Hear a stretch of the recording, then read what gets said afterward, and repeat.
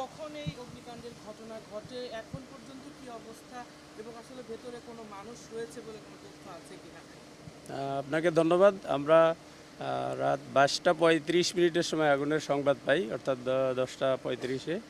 তো সংবাদ পাওয়ার সাথে সাথে আমাদের নিয়ারেস্ট ফায়ার স্টেশন আসার পর আগুনের ভয়াবহতা দেখে আমরা পার্শ্ববর্তী অন্যান্য ফায়ার স্টেশনগুলো নিয়ে আসি। এখানে মোট 11টি ইউনিট কাজ করছে। তো আমরা কাজ করছি। আগুনের যে অবস্থা আপনারা জানেন, এর ভিতরে টায়ার এবং টায়ার তৈরির বিভিন্ন রকম কেমিক্যালস, বিভিন্ন রকম উপকরণ বা ম্যাটেরিয়ালস আছে। তো আমরা চেষ্টা করে যাচ্ছি। তো বিভিন্ন শেডে আগুন, একটা শেডের সাথে আরেকটা শেড লাগানো, অনেক লম্বা লম্বা শেড।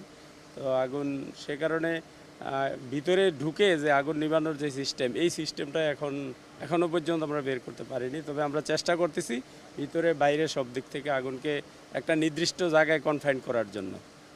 আমরা আসলে দেখতে পাচ্ছি যে ভবনটিতে আগুন জ্বলছে, অর্থাৎ যে অগ্নিকাণ্ড ঘটনা ঘটেছে, এখানে আসলে পর্যাপ্ত পরিমাণ অগ্নি নির্বাপন ব্যবস্থা রাখা হয়েছিল কিনা বা আপনারা প্রাথমিকভাবে কি জানতে পেরেছেন?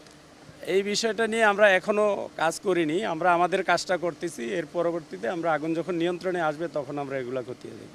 আরেকটু তথ্য আপনার কাছে একটু জানতে চাই, ভেতরে আসলে কোনো শ্রমিক রয়েছে কিনা বা কোনো মানুষের উপস্থিতি আছে কিনা, এই বিষয়ে আপনাদের? এটা আমরা এখনও খোঁজ পাইনি যে আসলে ভিতরে লোক ছিল কিনা বা আছে কিনা। আমরা অগ্নি নির্বাপনের কাজটা করি, কাজ শেষে আমরা সার্চ করব, তখনই আমরা বলতে পারবো। ধন্যবাদ।